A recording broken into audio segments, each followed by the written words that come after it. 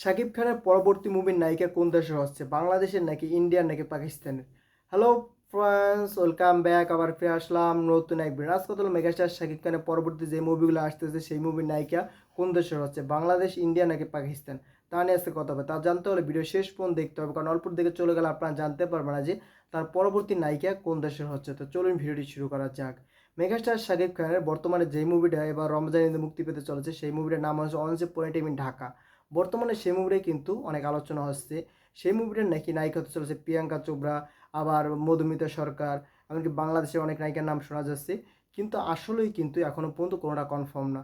যে মধুমিতা সরকারের কথা অনেকে বলতেছে সেটা কিন্তু কনফার্ম না, কারণ মধুমিতা সরকার এখনও কোনো মুভির সাথে চুক্তি হয়নি। অর্ণব মামুনের একটা মুভির সাথে মধুমিতা সরকারের সাথে কথা হয়েছে, সেটা কিন্তু অর্ণব মামুন তার এক ভিডিওর মাধ্যমে বলেছে, সেখানে তার কথা হয়েছে, কিন্তু কোনোভাবে সে মধুমিতা সরকারের সাথে সে চুক্তি হয়নি। তার সেই কথাটা কিন্তু পরবর্তী ভাইরাল হয়ে গেছে। এখন বর্তমানে কিন্তু আবার সেই কথাটা উঠে আসছে যে অনস পয়েন্ট ঢাকা এই মুভিতে মধুমিতা সরকার থাকতে চলেছে, কিন্তু এটা আসলেই গুঞ্জন হতে চলেছে। আবার অন্যদিকে শোনা যাচ্ছে প্রিয়াঙ্কা চোপড়া, সেটা আমি তো আগের ভিডিওতে বলে দিয়েছিলাম যে 100% কনফার্ম প্রিয়াঙ্কা চোপড়া কোনোভাবেই এই মুভি নায়িকা হচ্ছে না। তার কারণ হলো এই মুভির বাজেট হয়তো 15 থেকে 16 কোটি হবে। কারণ প্রিয়াঙ্কা চোপড়া পারিশ্রমিক হচ্ছে 35 থেকে 45 কোটি রুপি পার মুভির জন্য।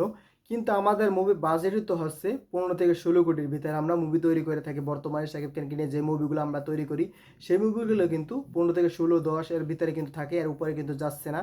ভবিষ্যতে যাবে হয়তো, কিন্তু বর্তমানে যাচ্ছে না, কারণ বাংলাদেশের মার্কেট আস্তে আস্তে বড় হচ্ছে। যখন বেশি বড় হয়ে যাবে তখন কিন্তু বাজেটটা বেড়ে যাবে।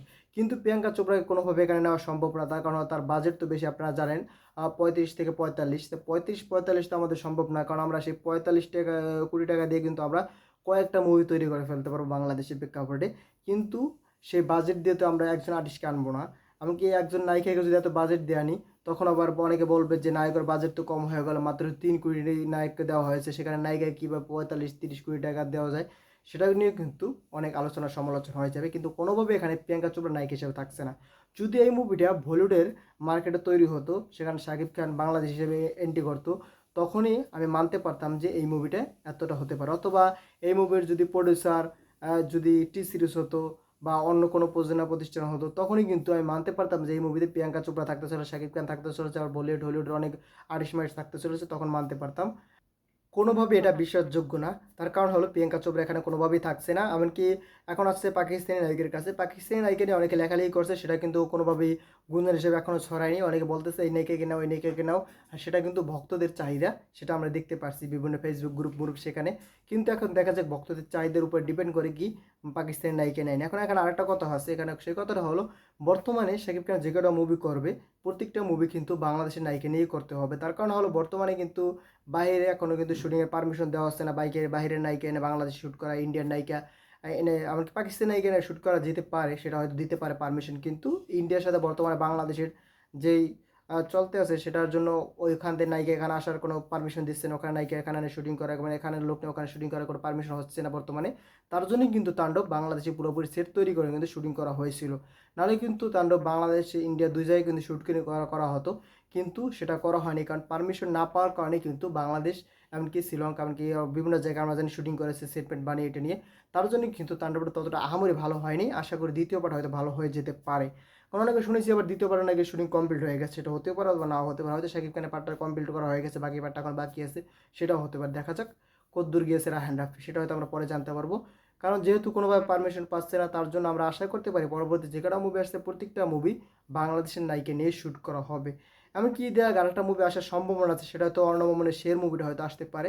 সেটাও শুনেছি এই মাসের 25 তারিখ থেকে শুটিং শুরু হবে। সেটা কি শুরু হচ্ছে কিনা সে এখনও জানা যাচ্ছে না, কারণ অর্ণব মামুন বলতেছে এখন থেকে কোনো ভুল করবো না, পুরোপুরি মুভি কমপ্লিট না করে কোনো আপডেট দেবো না।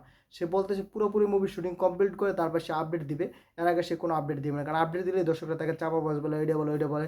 সেটার জন্য সে এখন চাচ্ছে পুরোপুরি মুভি কমপ্লিট করার পরে সে আপডেট দিবে। এখন অপেক্ষা আছে অর্ণব মামুনের শের মুভিটি কি ঈদের আগে আসে কিনা। এমন শোনা যাচ্ছে আরও কোনো কয়েকটা মুভির সাথে কথা হচ্ছে, সেই মুভিগুলো ঈদ ছাড়া রিলিজ পেতে পারে। দুই ঈদের জন্য দুইটা মুভি আসবে, সেটা ঠিক আছে, কিন্তু বর্তমানে মেগাস্টার শাকিব খান প্রতি বছর 4টি করে মুভি দিবে, সেটা কিন্তু সে প্রমিস করেছে প্রতি বছর থেকে সে 4টি করে মুভি দিবে।